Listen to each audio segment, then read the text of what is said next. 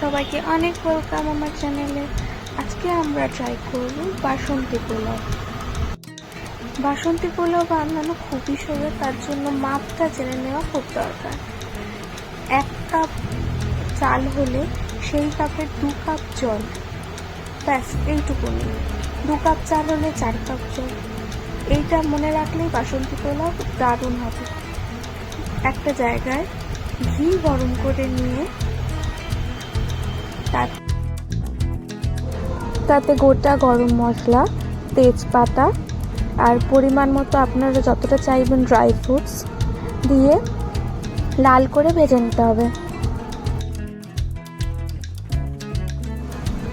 সব ভাজা হয়ে এলে ধোয়া গোবিন্দভোগ চালটা দিয়ে আরও কিছুক্ষণ ভেজে নিতে হবে।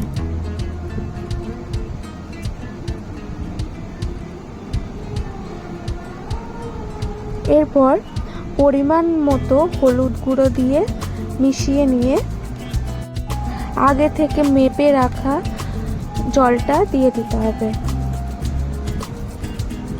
তারপরেতে নুন আর যেমন আপনারা মিষ্টি চাইবেন সেরকম মিষ্টি দিয়ে দেবেন। পোলাও যেহেতু মিষ্টি মিষ্টি খেতে ভালো লাগে তাই মিষ্টিটা একটু বেশি দিয়েছি। দেখুন কি সুন্দর ঝরঝরে হয়েছে। নিজেদের মতো পরিবেশন করুন সাজিয়ে। আমি শসা, পেঁয়াজ, গাজর আর চিকেন কষা দিয়ে পরিবেশন করেছিলাম। চিকেন কষার রেসিপি আমার চ্যানেলে দেওয়া আছে, দেখে নিতে পারেন।